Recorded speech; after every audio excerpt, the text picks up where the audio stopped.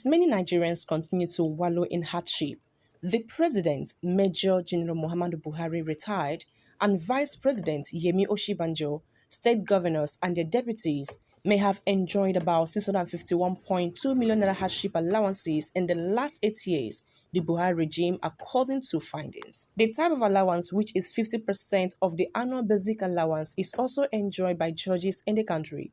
However, report focuses on the amount allocated for the president, vice president, state governors, and their deputies, according to a document obtained from the website of the Revenue Mobilization and Fiscal Allocation Commission. The RMAFC document disclosed that the president is entitled to 1.76 million naira annually as a hardship allowance.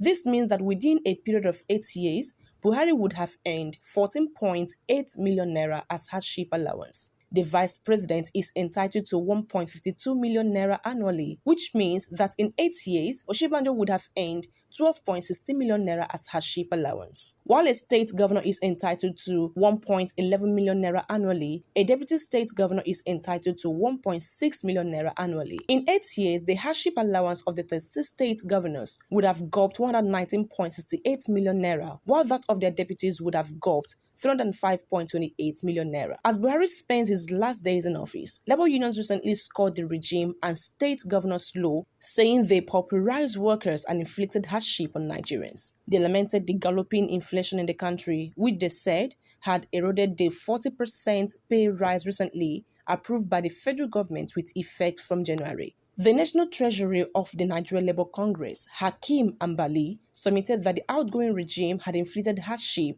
and suffering on Nigerian workers. According to him, the workers have suffered job losses, insecurity, economic hardship, and other calamities under Buhari. The Labour leader further observed that the lack of social safety net in the country, even as he scored the Buhari regime low in terms of fidelity to labour laws, citing the abuse of labour laws and practices by the government. The Ogun State chapter of the Trade Union Congress and Nigeria Union of Pensioners scored the Buhari regime low in the areas of citizens' welfare and well-being. The state chairman of TUC, Akim Lasisi, pointed out that the high cost of living had made nonsense of the minimum wage. A report by the National Bureau of Statistics that about 133 million Nigerians live in poverty would be a recipe for a new dimension of hunger never witnessed in Nigeria.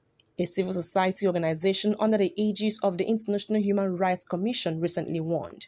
While describing the report as a warning of a looming economic crisis in the country, the not-for-profit body stressed the need for government to empower people in the rural communities to reduce the rising poverty in Nigeria.